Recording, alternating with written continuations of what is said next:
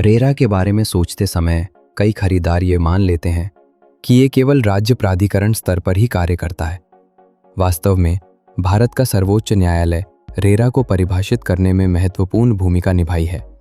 इसका दायरा, सीमाएं, अन्य कानूनों के साथ इसका अंतर संबंध और भारतीय न्याय प्रणाली में इसका स्थान, ये न केवल विवादों के समाधान के तरीके को आकार देता है बल्कि कानून को भी प्रभावित करता है। इसे समझना और लागू करना आवश्यक है। 1. रेरा संवैधानिक रूप से वैध है और भारत के उपभोक्ता संरक्षण परिदृश्य का अभिन्न अंग है। अपनी स्थापना से ही रेरा का संवैधानिक वैधता इसे बरकरार रखा गया।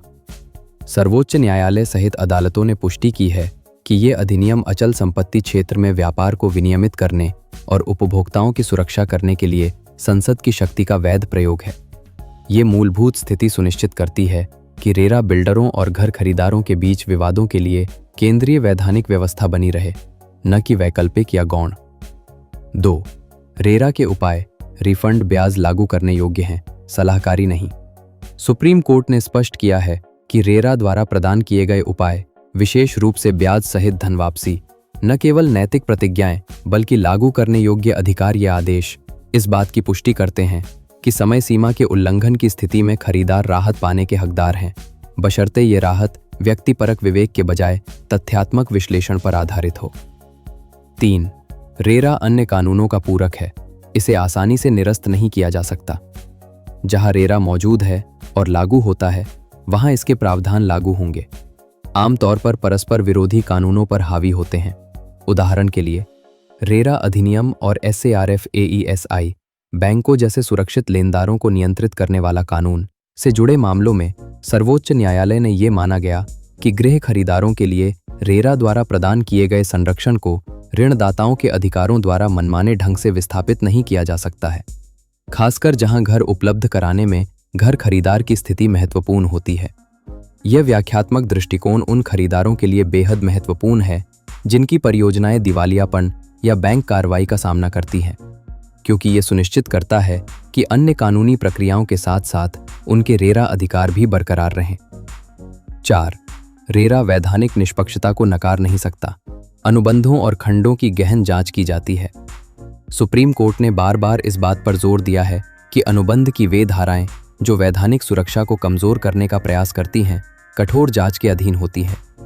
यदि कानून स्पष्ट रूप से कोई अधिकार देता है तो बिल्डर बारीक अक्षरों में लिखी शर्तों का सहारा नहीं ले सकता। इस सिद्धांत ने समझौतों में खामियों और अत्यधिक कानूनी सुरक्षा प्रावधानों को शामिल होने से रोका है, जो खरीदारों के लिए नुकसानदायक होते हैं। 5. न्यायिक चिंतन में हो रहे बदलावों के साथ रेरा लगातार अनुकूलित हो रहा है। हाल के फैसलों में सुप्रीम कोर्ट ने इस ओर झुकाव दिखाया है।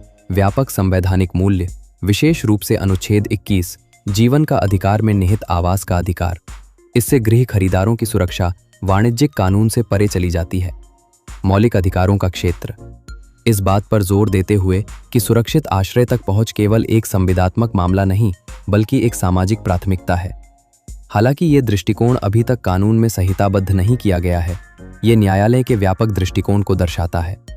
अचल संपत्ति को न केवल धोखाधड़ी को रोकने के लिए बल्कि आवास में समानता, गरिमा और सामाजिक न्याय सुनिश्चित करने के लिए विनियमित किया जाना चाहिए। 6. न्यायालय ने रेरा के कामकाज की जमीनी स्तर पर भी आलोचना की है। 2025 की शुरुआत में एक दुर्लभ लेकिन महत्वपूर्ण टिप्पणी में सुप्रीम कोर्ट की एक बेंच ने रेरा के पहलुओं का वर्णन किया। वास्तविक प्रदर्शन निराशाजनक रहा, ये देखते हुए कि कुछ राज्यों में अधिकारियों ने मजबूत खरीदार संरक्षण और समय पर समाधान के कानून के वादे को पूरा नहीं किया है। ये कानून की आलोचना नहीं है बल्कि इसकी आलोचना है। कार्यान्वयन अंतराल, और ये इस बात का संकेत है कि न्यायिक निगरानी नियामकों से मजबूत प्रवर्तन और जवाबदेही के लिए दबाव डालना जारी रखेगी। 7. परियोजना पंजीकरण और खरीदार के उपायों पर स्पष्टीकरण। हालिया न्यायिक व्याख्या, जिसमें सर्वोच्च न्यायालय के निर्णयों के अपीलीय संदर्भ भी शामिल हैं, से प्राप्त एक महत्वपूर्ण कानूनी अंतर्दृष्टि ये है कि रेरा के तहत किसी परियोजना का पंजीकरण न होना, नहीं खरीदारों को बिना किसी समाधान के छोड़ देना, जबकि पंजीकरण न कराने पर धारा 59 के तहत जुर्माना लग सकता है, खरीदारों कर सकना।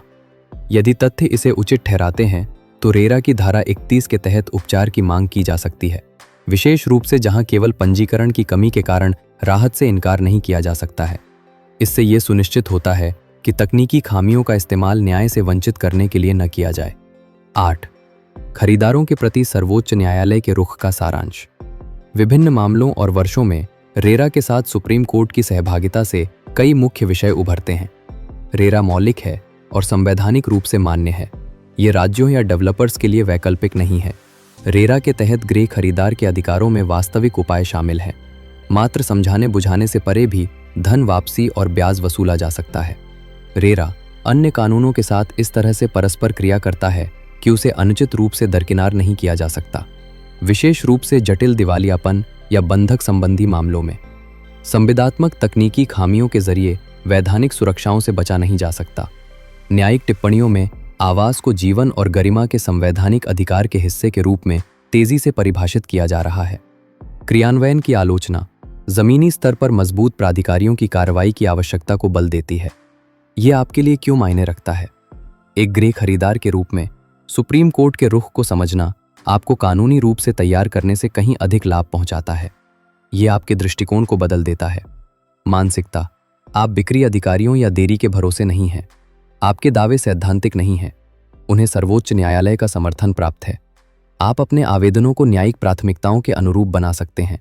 तथ्यों की स्पष्टता, समय पर दस्तावेजीकरण और बयानबाजी के बजाय लागू करने योग्य अधिकारों पर ध्यान केंद्रित करना। रेरा मामलों में सर्वोच्च न्यायालय की आवाज़ अमूर्त नहीं है। ये उन सीमाओं को निर्धारित करता है जिनके भीतर प्रत्येक प्राधिकरण, न्यायाधिकरण और निर्माणकर्ता को कार्य करना होगा। और जब सर्वोच्च न्यायालय निष्पक्षता, पारदर्शिता और आवास के अधिकार की बात करता है तो ये संकेत देता है न्यायशास्त्र से कहीं अधिक। ये न्यायशास्त्रीय गति का संकेत देता है उन लोगों के पक्ष में जो न केवल भावनाओं से बल्कि जागरूकता से भी खरीदारी करते हैं।